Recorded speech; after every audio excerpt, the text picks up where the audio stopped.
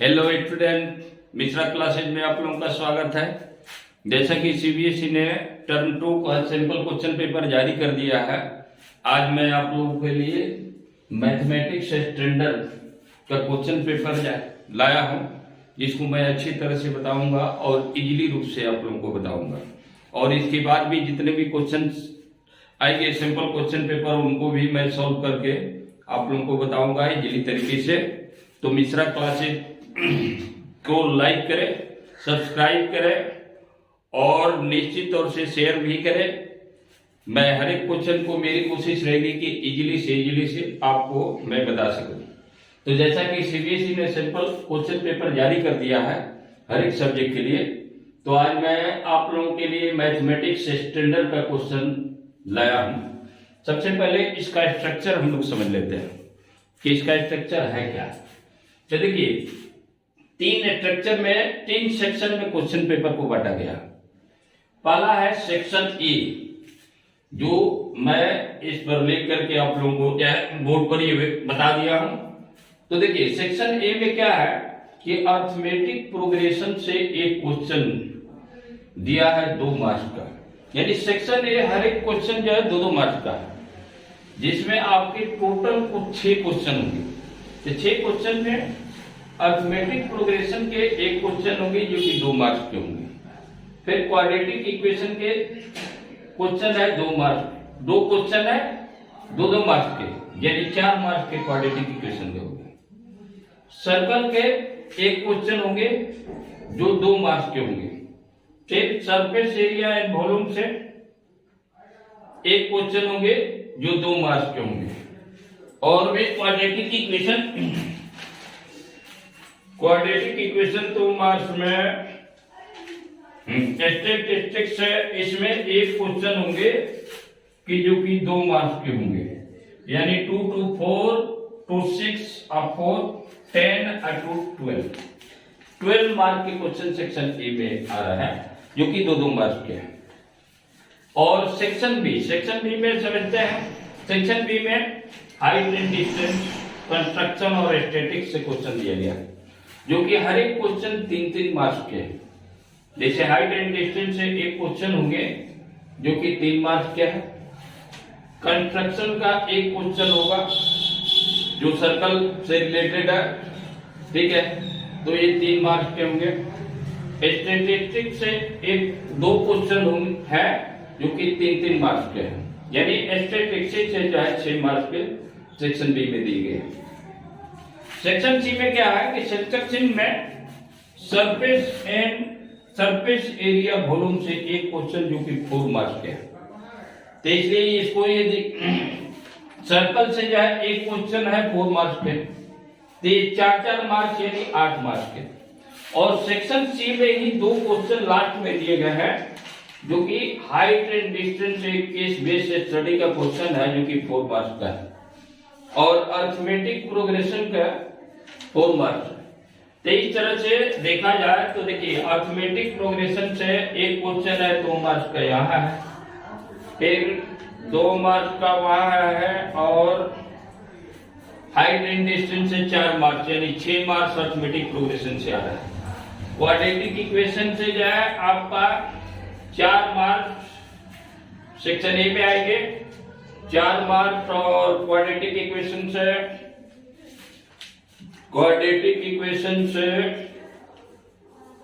4 marks से 2-2 marks और 1 को, यानी टोटल क्वेश्चन कितना जा 4 मार्क्स के ही है, ठीक है। यानी टोटल क्वेश्चन हो जा रहा है, पहले सबसे पहले ये 14 क्वेश्चन दिए गए हैं इस सिंपल पेपर में। और तो यहाँ पर 2 1 3 2 5 1 6 7 8 2 10 और 2 12 और 2 14 14 क्वेश्चन टोटल है। तो इस तरह से क्वेश्चन जो है का स्ट्रक्चर दिया गया है जो सीबीएसई ने जारी किया है। तो अर्थमेटिक प्रोग्रेशन से ये 6 मार्क्स के क्वेश्चन जो है दिख रहे हैं। क्वाड्रेटिक इक्वेशन से 2 मार्क्स के यहाँ पर क्वेश्चन है, ठीक है, और यानी 2 क्वेश्चन है 4 मार्क्स के, ठीक है। सर्कल से एक या 2 नंबर का है, फिर सर्कल से 4 6 मार्क्स का हो गया, यानी 6 मार्क्स के सर्कल से हो गए। सरफेस एरिया एंड वॉल्यूम से 2 मार्क्स यहाँ है और 4 मार्क्स यहाँ है, 6 मार्क्स के हो गए।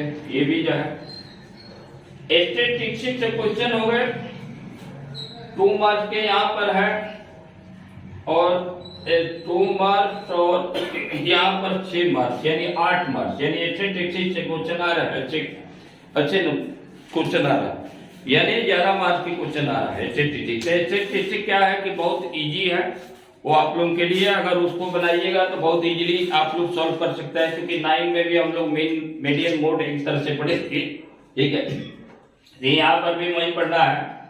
तो ये रहा आप लोगों का जो है स्ट्रक्चर क्वेश्चन का, कि जो कि क्वेश्चन आएंगे, इसलिए बोर्ड की तैयारी अब में आप लोग लग जाइए।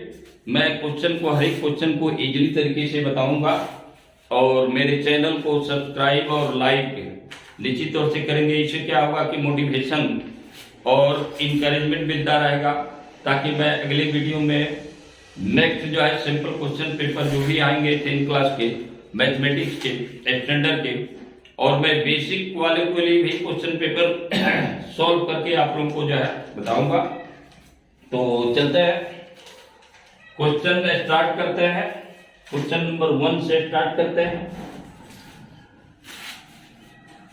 क्वेश्चन नंबर 1 से स्टार्ट करते हैं।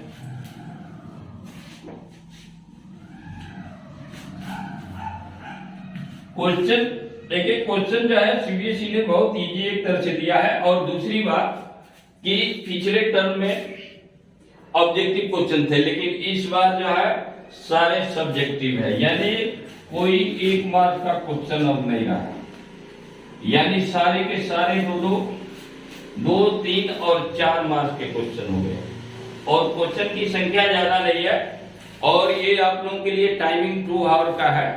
2 आवर में आपको जो है 14 क्वेश्चन बनाना है, और कोई हार्ड नहीं है, ये आसान है।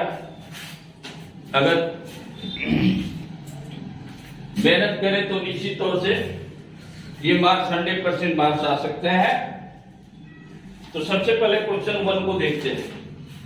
जैसे क्वेश्चन 1 दिया गया है, find the value of 825 minus 815 for the AP, यानी ये ध्यान से सुनिएगा, मैं क्वेश्चन को आप लोगों को इजीली से इजी तरीके से बताऊंगा, और ये हर क्वेश्चन का मीनिंग और चैप्टर से बेसिस की उसका कंसेप्ट क्या है उसके बारे में भी मैं बताता चलूंगा।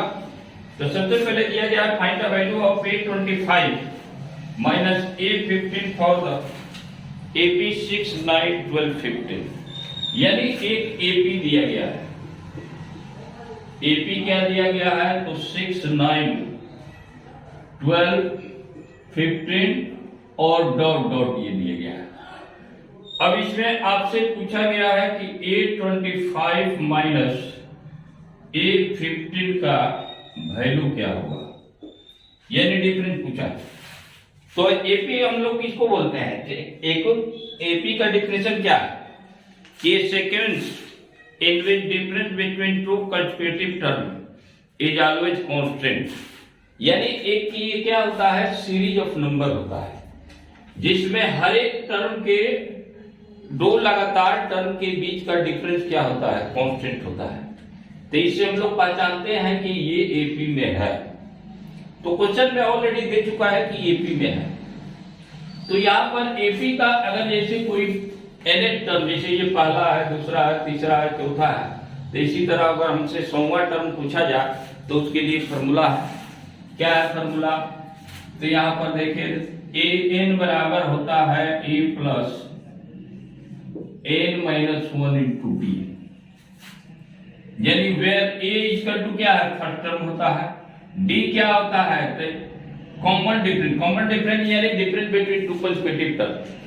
जो कांस्टेंट होता है उसी को हम लोग क्या बोलते हैं, कॉमन डिफरेंस। यानी कॉमन डिफरेंस निकालने के लिए जो है अगला टर्म में से पिछला टर्म को माइनस कर दीजिए, 2d मिल जाएगा, और n क्या है, नंबर ऑफ टर्म है। यहाँ A25 का मतलब 25 टर्म और 15 टर्म का डिफरेंस क्या होगा। तो जैसे यहाँ क्वेश्चन में A क्या है आप लोगों के लिए, तो ये 6 है, ये D क्या दिया है, तो 9 माइनस 6 माइनस कर लेते हैं, ऑलरेडी 3 है। तो यहाँ सबसे पहले हम A25 यानी n के जगह पर 25 रखेंगे, तो यानी 6 प्लस 25 माइनस 1 इंटू डी हो गया, यानी 6 प्लस 24 इंटू 3 यानी जो कि 6 प्लस 72 हो गया और 78 आ गया। इसी तरह A15 निकाल लेते हैं। तो फर्स्ट टर्म हमारा क्या है, A है, 6 है, अब प्लस n क्या है 15 माइनस 1 इंटू डी, तो ये 6 प्लस क्या हो गया 14 इंटू 3 यानी 6 प्लस 42 इक्वल टू 48 आ गया। तो अब इसी का डिफरेंस निकालना है, यानी ये 25 78 आ गया, ये 15 48 आ गया। तो therefore A25 minus A15 equal to 78 minus 48 that is equal to 30 के बराबर, ये और यही आंसर हो गया। तो इसको आप लोग नोट डाउन करते चलिए। एपी का यानी एपी में कोई भी nth टर्म निकालना है तो इसी से हम लोग निकालते हैं, यानी 10वां 20 यानी 10th या 28 टर्म या कोई भी टर्म निकालना हो या 100 टर्म या 1000 टर्म, तो इसी फॉर्मूला से निकालते हैं। तो इसलिए इसका याद रहना जरूरी है। और इसी तरह आप लोगों को सॉल्व भी करना है, कीबोर्ड में क्या है कि सिस्टमैटिक ढंग से हम लोग लिखते हैं तो फुल मार्क्स मिलते हैं। देखिए क्वेश्चन को जो है जो कुछ भी दिया है उसको लिखना है, क्या फाइंड करना है, फार्मूला को भी डिफाइन करना है, बताना है कि यहाँ पर फार्मूला इसका क्या यूज हुआ, क्योंकि फार्मूला पर भी मार्क्स होते हैं। तो इसको नोट डाउन कीजिए। क्वेश्चन नंबर 2 को देखते हैं। अब इसी में और भी क्वेश्चन दिया गया है और क्वेश्चन को भी मैं बताते जा रहा हूँ, यानी सीबीएसई में आप लोगों के लिए क्वेश्चन कुछ जो है उसका ऑप्शन भी दिया है कि उसका अल्टरनेटिव क्वेश्चन भी दिया है। अगर किसी से नहीं पता है तो वो अल्टरनेटिव क्वेश्चन को बना सकता है। जैसे और में दिया है कि if 7 times the 7 term of AP is equal to the 5 times the 5th term, then find the value of its 12th term। तो देखिए सबसे पहले है कि AP में अगर फर्स्ट टर्म और कॉमन डिफरेंस पता है तो हम लोग AP का कोई भी अगर टर्म पूछा जाए या कुछ भी पूछा जाए तो हम लोग बता सकते हैं। तो यहाँ पर नहीं दिया है फर्स्ट टर्म क्या है, जैसे क्वेश्चन 1 का और क्वेश्चन ये और वाला है तो नहीं दिया है, तो हम फर्स्ट टर्म को ए मानेंगे। Let first term be E and common difference and C D be D मानेंगे। CD मतलब कॉमन डिफरेंस, जो एपी के भी एपी में जो कॉमन डिफरेंस होता है। तो अब यहाँ हमारा काम है कि पहले जो है यहाँ पर करा कि 7 टाइम द 7 टर्म, तो पहले 7 टर्म फाइंड कर लेते हैं। फिर पूछा is equal to the 5 time the 5th term, यानी 7th और 5th टर्म पहले निकाल लेते हैं। तो 7th और 5th टर्म कैसे मिलता है, तो हमारा यही फॉर्मूला है n बराबर a plus n minus 1 into D से निकालते हैं। तो यहाँ A7 हम पहले निकाल लेंगे, जहां जहां n है वहां पर 7 रखिए, A तो पता ही नहीं है तो A मिलेगा n माइनस 1 इंटू डी, यानी A7 क्या हो गया तो A प्लस 6D के बराबर हो गया। उसी तरह 5th टर्म निकाल लेते हैं, यानी A5, तो इस फॉर्मूला में रखेंगे तो A तो नहीं पता है, n के जगह पर 5 माइनस 1 इंटू डी, यानी a प्लस 4d के बराबर हो गया, यानी A5 आपका क्या हो गया a प्लस 4d। तो अब देखिए ये हमारा A7 हुआ, ये क्या हुआ A5 हो गया। अब क्वेश्चन के अनुसार हम लोग इक्वेशन बनाते हैं अकॉर्डिंग टू क्वेश्चन। क्या कहा है कि 7 टाइम द 7 टर्म, यानी इस 7 टर्म क्या है a प्लस 6d है, तो a प्लस 6d का 7 टाइम्स किसके बराबर है? तो कह रहा है कि 5 टाइम द फिफ्थ टर्म, यानी 5 टाइम द फिफ्थ टर्म क्या है? a प्लस 4d है। किसके बराबर है? तो इसको हम बराबर कर दिए, 7 टाइम का मतलब कि 7 से मल्टीप्लाई करना पड़ेगा। तो अब 7 से इसमें मल्टीप्लाई कर दीजिए, क्या आएगा? 7a प्लस 42d, और ये क्या आएगा? तो 5a प्लस 20d। अब ये सारे टर्म को इधर ला दीजिए, 7a 5 पे आएगा तो माइनस हो जाएगा, साइन बदल जाता है, ये दिमाग में रखना है। 42d माइनस 20d बराबर 0। तो अब यहाँ पर क्या आ गया? 7a में से 5 पे गया, कितना हो गया? 2a हो गया। अब प्लस ये 22d हो गया बराबर 0। तब देखिए 2 कॉमन निकल रहा है, तो 2 को कॉमन बाहर निकालेंगे, तो ये प्लस क्या हो गया? 11d मिल गया बराबर 0। यानी एक तरह से a प्लस 11d बराबर 0 मिल गया। और इसको हम लिख सकते हैं a प्लस 12 माइनस 1d बराबर 0। यानी क्या हो गया? यही 12 टर्म है जी। a प्लस 11d जो आया 0 के बराबर, एक तरह से क्या हो गया? 12 में से 1 करेंगे तो d, तो यही n है। यानी देयरफॉर क्या है? 12 टर्म क्या होगा आपका? 0 के बराबर होगा, यानी यही एक 12 है। तो इस तरह से 12 टर्म हमारा क्या है? 0 के बराबर है। तो बहुत इजी है। अब क्वेश्चन नंबर 2 को देखते हैं। हर एक क्वेश्चन को मेरी कोशिश है कि हर एक क्वेश्चन, और भी क्वेश्चन है जो अल्टरनेटिव क्वेश्चन है, उसको भी सॉल्व करके आप लोगों को बताऊं। तो क्वेश्चन नंबर 2 को देखते हैं। क्वेश्चन नंबर 2 क्या है?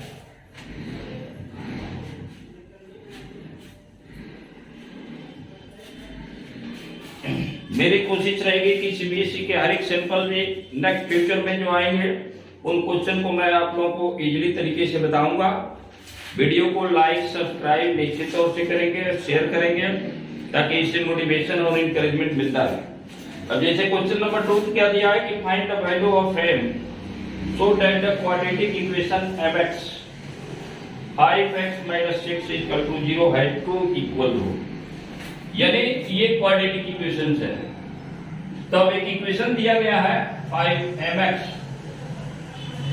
5x plus minus 6 equal to 0 दिया हुआ। तो ऐसा है कि सबसे पहले इसको सिंप्लीफाई करके x square bx plus c के फॉर्म में लिखना है।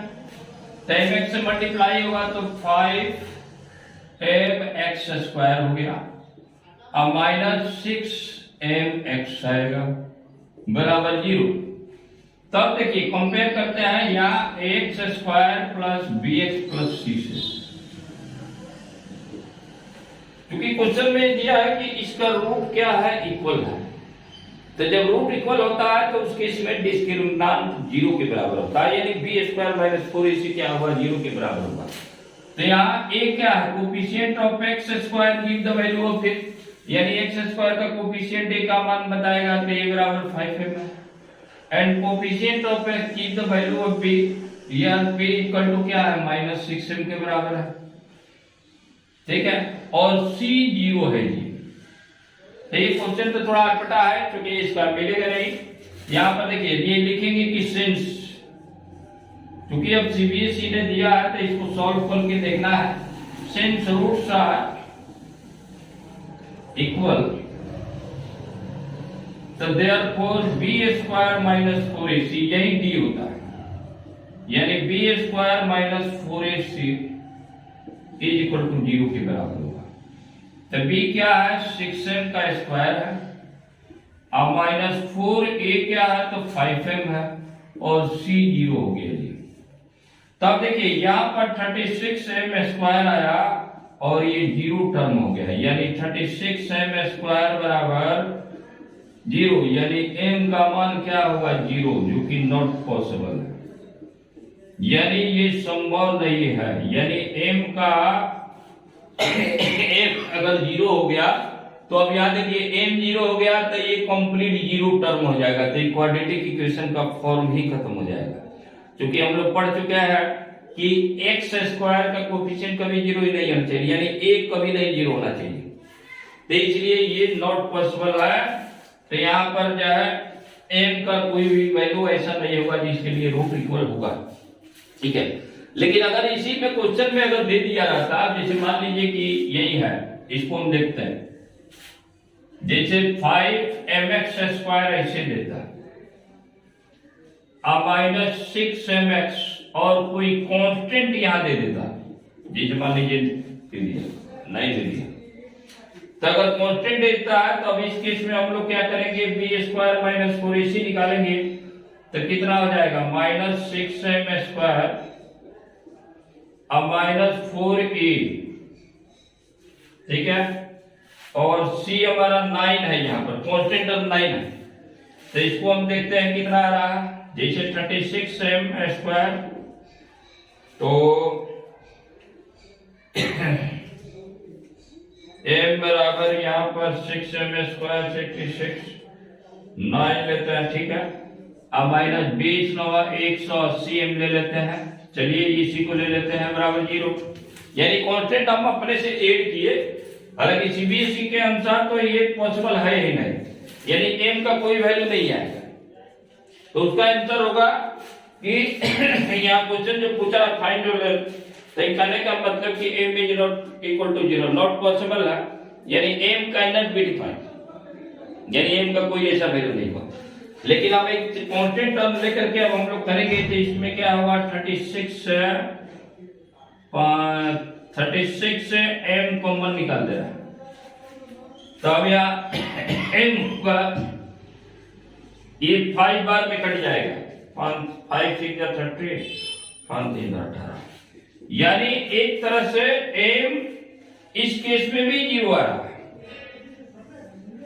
तो m जीरो तो कभी पॉसिबल होगा नहीं, लेकिन m माइनस 5 बराबर 0, यानी m बराबर 5, तो अगर m का मान अगर 5 यहां रखते हैं तो ये इस इक्वेशन में यहां पर तो कहीं हो सकता है कि रूट इक्वल मिल जाए, तब जैसे m यहां पर 5 अगर हम रख के चेक भी कर रहे हैं कि रूट हमारा इक्वल कर रहा है कि नहीं था, इस केस में 5 5 या 25 m 5 25 x स्क्वायर इक्वेशन बना, और 6 5 या 30x बनेगा अब प्लस 9, तो अब इसको हम देखते हैं कि रूट हमारा मिल रहा है कि नहीं, तो बी स्क्वायर डिस्क्रिमिनेंट निकाल लेते हैं, बी स्क्वायर माइनस 4ac से, तो क्या मिला, यानी माइनस 30 स्क्वायर माइनस 4a और c,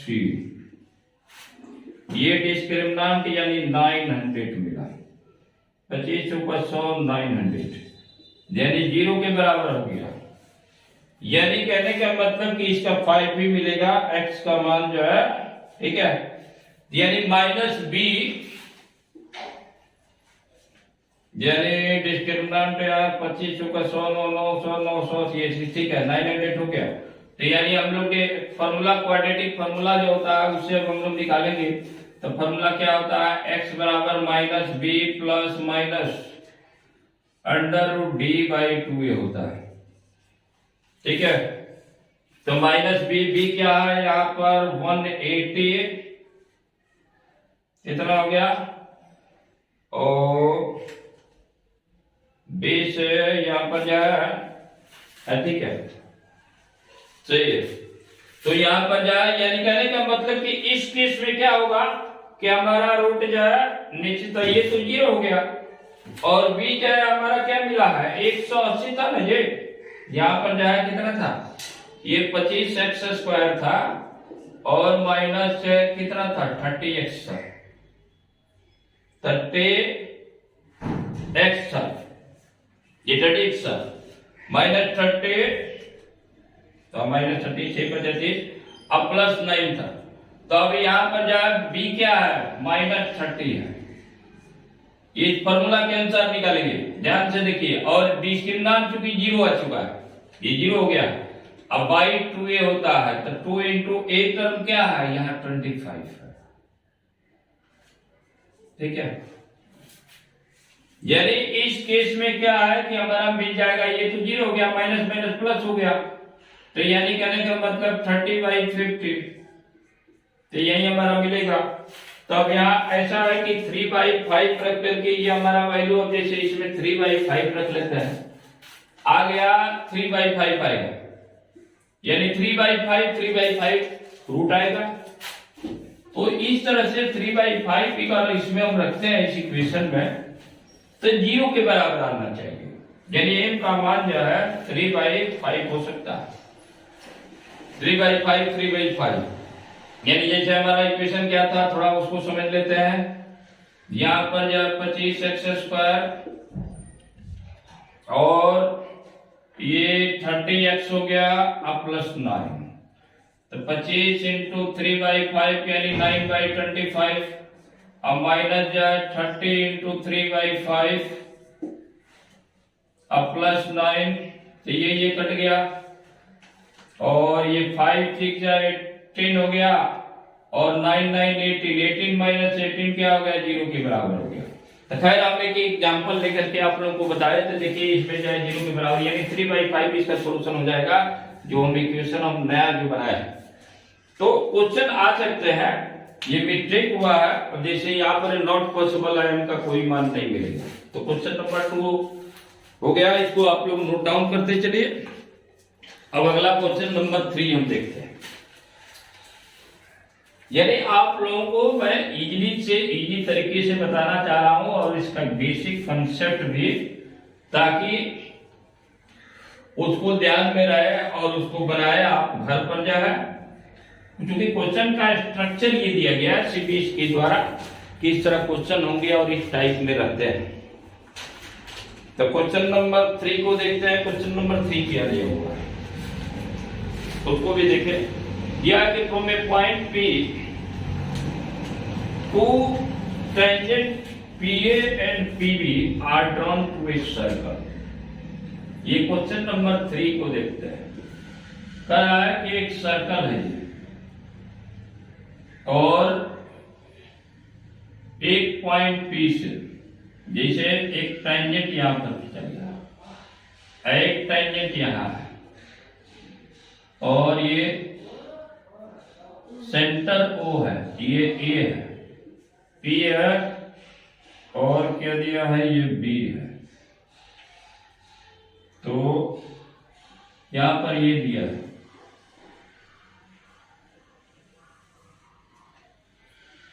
ठीक है। यहां पर क्यूबिक मान लेते हैं, क्योंकि क्वेश्चन में जो है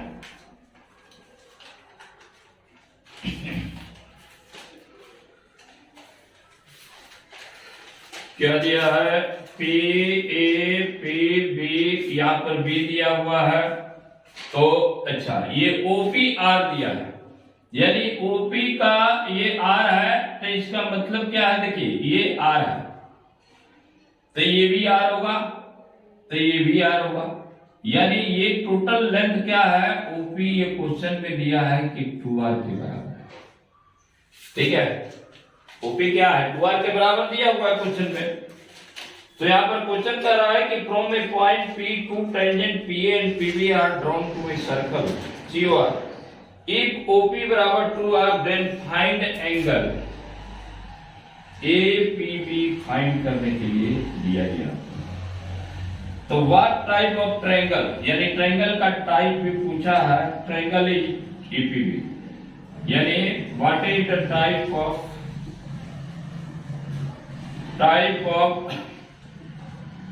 ट्रायंगल APB का टाइप क्या, यानी किस तरह का ट्रायंगल है उसको बताना। तब देखिए यहाँ पर क्वेश्चन में ऑलरेडी दे चुका है कि OP 2R के बराबर है। तब ये पता है हम लोग को कि O से ये डिस्टेंस क्या होता है, रेडियस होता है। सर्कल के कहीं भी पॉइंट पर ये क्या होगा, डिस्टेंस रेडियस होगा। सर्कल का एक पॉइंट यहाँ ले और यहाँ से जो भी डिस्टेंस होगा रेडियस कहलाता है। तो अब ये OP 2R है, इसका मतलब यहाँ जब इधर R हो गया तो ये वाला डिस्टेंस भी क्या होगा, R ही होगा, तब न जाकर के 2R होगा। यानी क्योंकि हम लोग देख रहे हैं कि OP क्या है, OP दिया हुआ है 2R के बराबर, ध्यान से देखिए, और OP क्या है, OQ प्लस QP के बराबर, 2R के बराबर है। तो OQ तो हम देख रहे हैं R के बराबर है, तो देयरफॉर QP क्या हो गया हमारा 2R के बराबर, 2R माइनस R के बराबर, यानी ये भी R के बराबर हो गया। तो अब यहाँ पर एक चीज है कि OP बराबर 2R दिया हुआ है तो Q बराबर 2R। तो सबसे पहले हम लोग क्या करते हैं कि ये अब हम सिस्टमैटिक ढंग से लिखना, कैसे लिखना है बोर्ड में उस चीज को लिखना चाहिए।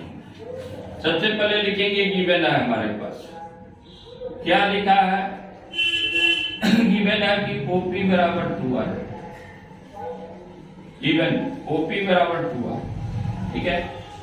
फाइंड क्या करना है, तो APB फाइंड करना है, क्वेश्चन मार्क, ठीक है।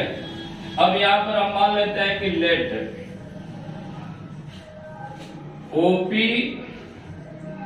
Intersect the circle at Q पर इंटरसेक्ट कर रहा है, ठीक है। तो अब यहां पर सिंस लिखेंगे कि OA बराबर क्या है OQ, क्यों है, तो ये रेडियस है जी, सेंटर से सर्कल कोई भी पॉइंट होगा तो Q क्या इंटरसेक्ट कर रहा, इसलिए ये R के बराबर है। और यहाँ पर OP बराबर 2R दिया है, यानी इंप्लाइड दैट एक तरह से OQ प्लस QP का मान क्या दिया है 2R के बराबर है। अब OP तो हमारा R के बराबर है, यानी QP भी क्या हो गया 2R, यानी देयरफॉर QP क्या हो गया 2R माइनस R के बराबर हो गया, यानी ये भी R के बराबर हो गया, ठीक है। अब यहाँ पर देखिए ये सबसे बड़े, इसको भी ज्वाइन कर दे रहा है, यहाँ ज्वाइन कर दे रहा है, यहाँ लिख दे रहा है ज्वाइन Q to P, यानी A को ज्वाइन कर दी। तब देखिए ये क्या है, सर्कल जो है कलेक्शन ऑफ जो है यहाँ पर पॉइंट का कलेक्शन है। तो अगर यही पॉइंट, यही जो है A पॉइंट इधर यहाँ आएगा तो ये भी क्या होगा R के बराबर होगा, ठीक है। यानी R के बराबर स्मॉल r के बराबर होगा, रेडियस ही होगा। तो यानी कहने का मतलब कि आप एक तरह से ऐसे भी हम समझे कि यहाँ पर जब OQ बराबर जो है QP आ गया, यहाँ पर देखिए जो है देयरफॉर, यहाँ पर एक चीज लिख लिया करिए, देयरफॉर जो है देयरफॉर लिख देंगे कि OQ बराबर QP, अब बराबर लिख देंगे OA के बराबर हो गया, ठीक है। और Q मिड पॉइंट हो गया, Q is the mid point of क्या हो गया OP हो गया, यानी OP का मिडिल पॉइंट हो गया। तो इस तरह से Q क्या होगा इक्विडिस्टेंट हो गया, therefore Q is equidistant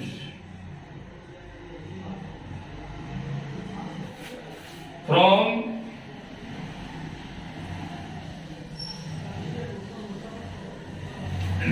O, A and P से इसका सेम डिस्टेंस हो जाएगा।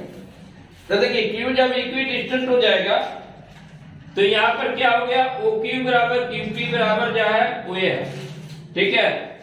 और ये पता है कि यहां पर OQ बराबर OA बराबर क्या होगा OQ के बराबर होगा और OQP के बराबर होगा। अब OA एक OQ के बराबर है, ठीक है। तो यहां पर क्या होगा Q जब इक्विडिस्टेंट A से हो गया तो देयरफॉर यहां पर क्या लिखेंगे QA बराबर एक तरह से जो है OQ बराबर जो है QP हो गया, ये सारा बराबर हो गया, ठीक है। यानी QA बराबर OQ बराबर QP अब बराबर ये क्या हो गया, और भी बराबर हो गया, OA के बराबर हो गया, तो ये सारे बराबर हो गए। तो अब यहाँ पर जो ट्रायंगल बना, देयरफॉर यहाँ लिखेंगे triangle AOQ is an equilateral triangle, is an equilateral triangle. तो ये इक्विलैटरल ट्रायंगल, इक्विलैटरल ट्रायंगल हो गया। तो यहां पर देखें, यानी देयरफॉर यहाँ पर इक्विलैटरल, क्योंकि हम लोग जानते हैं कि each angle of equilateral triangle is क्या होता है, 60 डिग्री। तो यहाँ पर देयरफॉर एंगल AOQ क्या हो गया, 60 डिग्री के बराबर हो गया। AOQ क्या हो गया, 60 डिग्री के बराबर हो गया। इसको आप लोग नोट डाउन कीजिए।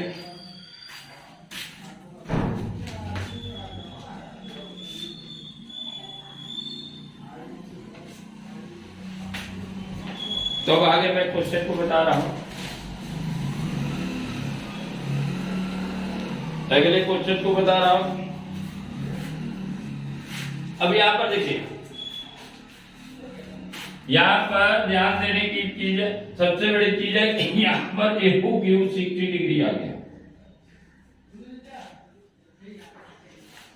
AOQ 60 डिग्री के बराबर आ गया। तो अब यहां लिखेंगे in triangle OAP।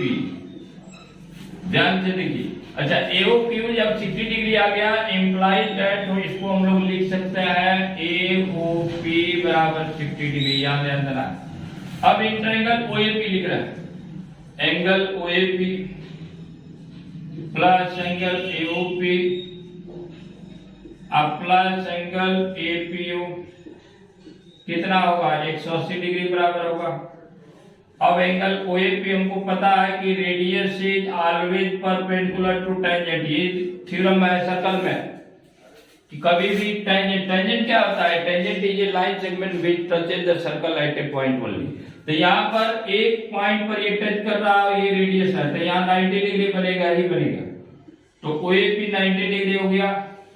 Angle AOP हम लोग निकाल लिए 60 डिग्री, अब प्लस एंगल APO बराबर 180 डिग्री, तो ये 150 डिग्री हो गया। देयरफॉर एंगल APO क्या हो गया, यहाँ पर 180 डिग्री माइनस 150 डिग्री हो गया, यानी 30 डिग्री के बराबर हो गया, यानी ये APO 30 डिग्री हो गया। तब देखिए यहाँ पर ये दोनों ट्रायंगल एक तरह से क्या होता है, कॉन्ग्रुएंस होता है, कॉन्ग्रुएंस दोनों ट्रायंगल है, तो इसलिए ये क्या है, इस APO का डबल क्या होगा, APB बनेगा। तो यानी देयरफॉर APB इक्वल टू क्या होगा, ट्वाइस ऑफ APO के बराबर होगा, एंड ट्वाइस ऑफ 30 डिग्री यानी 60 डिग्री के बराबर होगा। तो इस तरह से जो है 60 डिग्री APB का वैल्यू आ गया। अब एक क्वेश्चन पूछा है कि बताइए कि APB कैसा ट्रायंगल बनेगा, तो कैसा बनेगा, क्या पूछा है, क्वेश्चन को देखते हैं। क्वेश्चन क्या पूछा है, which type of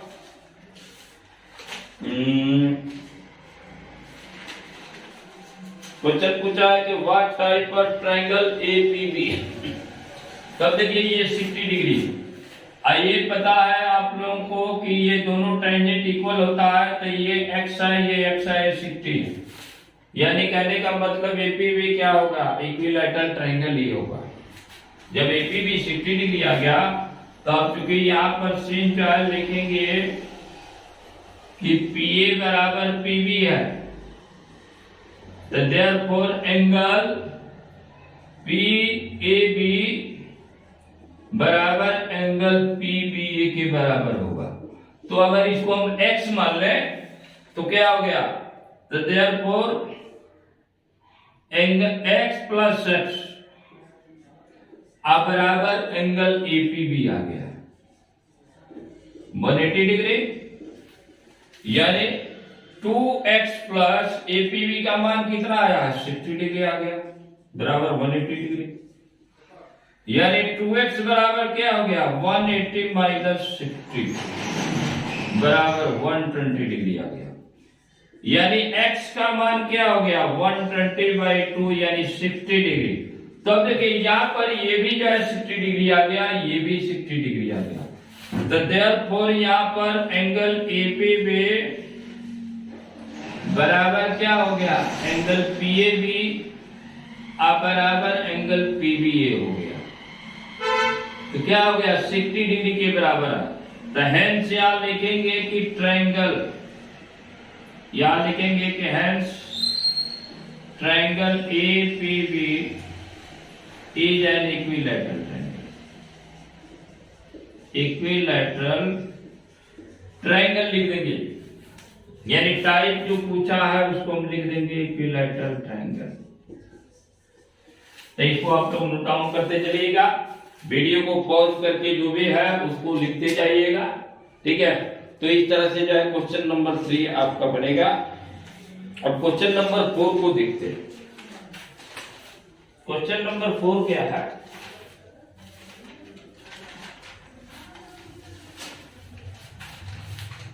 question number 4 को भी देख लेते हैं।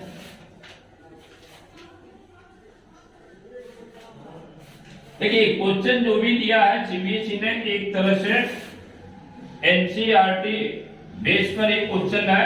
कुछ क्वेश्चन जो है आरएस अग्रवाल, अगर आरएस अग्रवाल और एनसीईआरटी बनाते हैं तो क्वेश्चन आपका 100% जो है टोटली क्वेश्चन जो है टच हो जाएगा।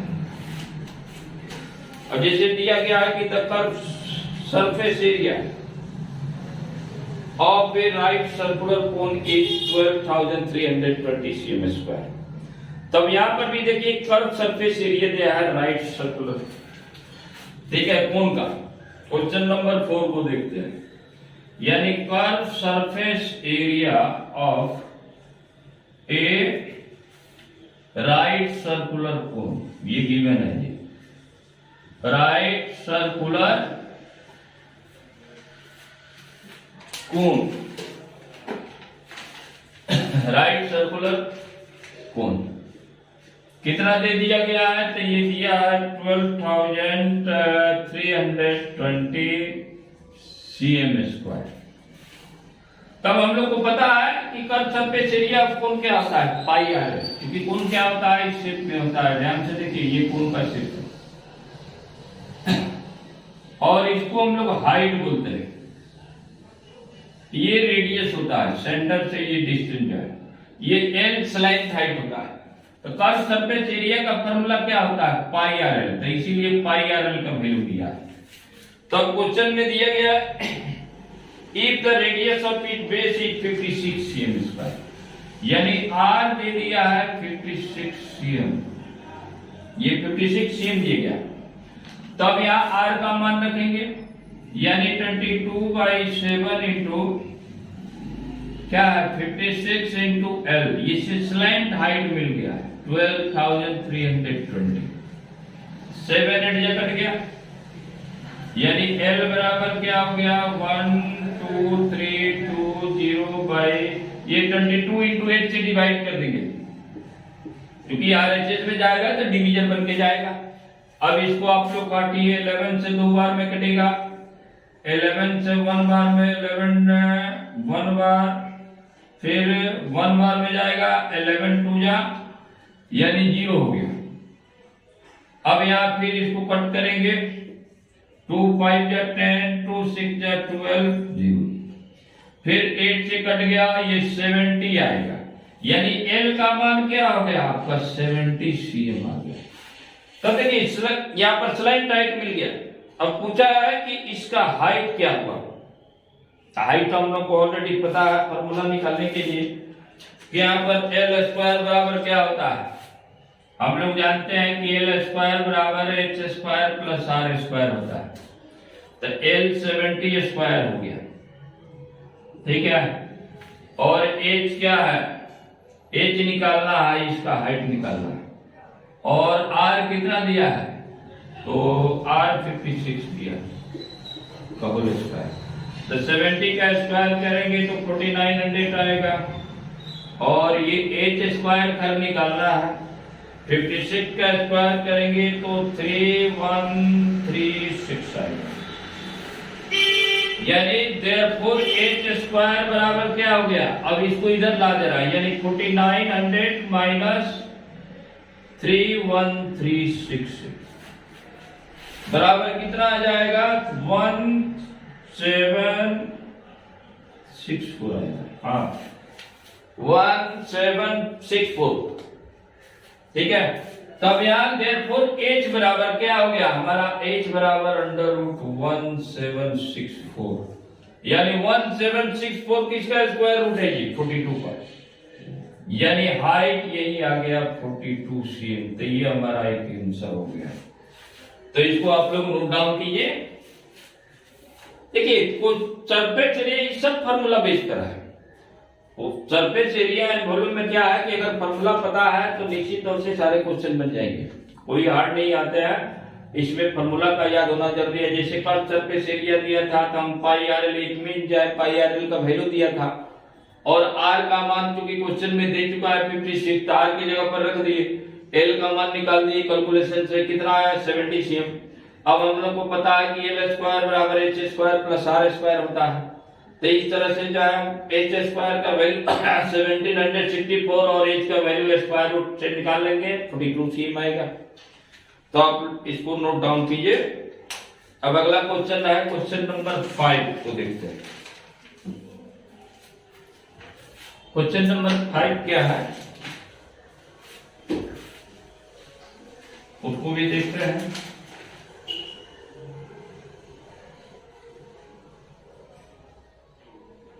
क्वेश्चन नंबर 5 है, देखिए क्वेश्चन जो है कोई हार्ड नहीं है। क्वेश्चन को बनाना है, समझना है कि वो क्वेश्चन क्या पूछा और जितना क्वेश्चन पूछे उतना आंसर देना है, हर क्वेश्चन का जवाब देना है। और जैसे दिया क्वेश्चन नंबर 5 में कि mister girls recorded the marks obtained by her in the following table. She calculate the model class marks of the student of the class size 45. While printing the data was left, find the missing frequency in the table given below. तो देखिए इसमें दिया है model marks. Model marks देने का मतलब हो गया कि एक तरह से मोड से क्वेश्चन आया है, यानी मोड दे दिया है मॉडल मार्क्स, ठीक है। तो यहाँ पर अब जैसे क्वेश्चन को सबसे पहले लिखते हैं, या क्वेश्चन क्या है हमारा चार्ट पहले बना लेते हैं। तो देखिए कैसे लिखना है एग्जाम में, यहाँ लिखेंगे मार्क्स ऑफ 10 जो लिखा है, हेडिंग डालना है आप लोगों को,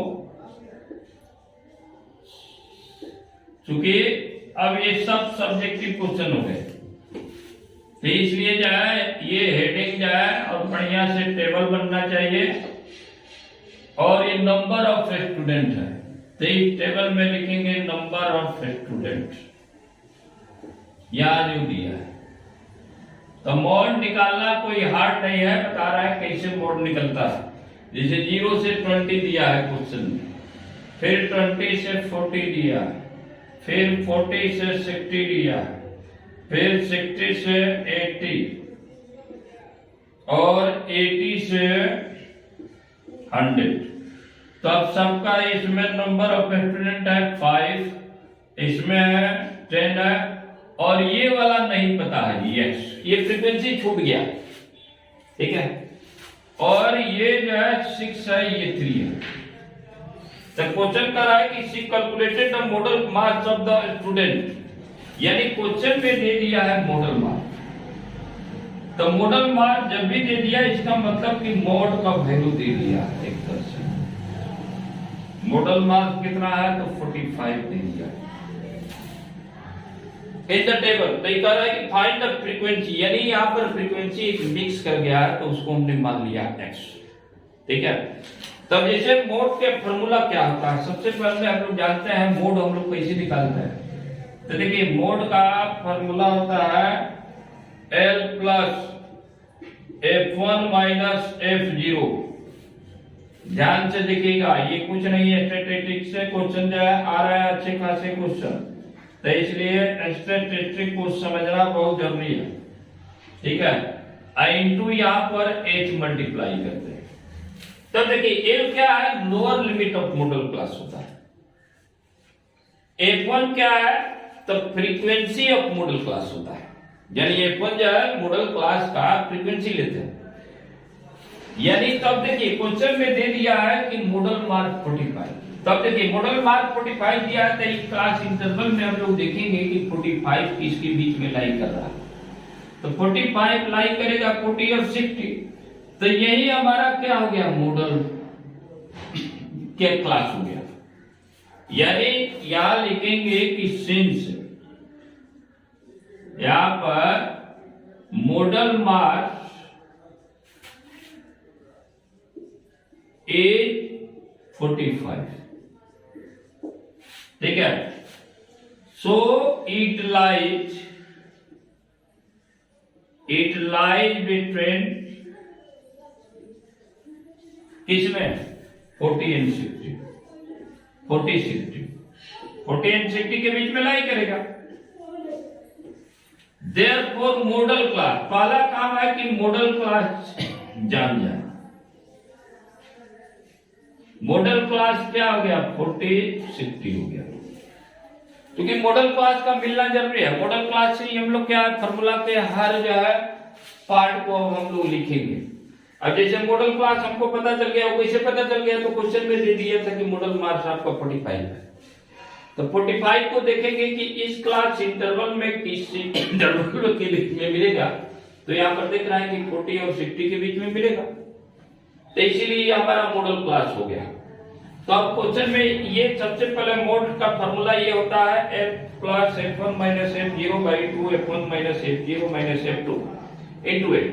तो यहाँ f1 क्या लेना है, frequency of model class, l क्या है, lower limit of model class, f0 क्या है, frequency of the class preceding the model class, यानी इस मॉडल क्लास के ठीक पीछे वाला का फ्रीक्वेंसी लेना है, f0 होता है।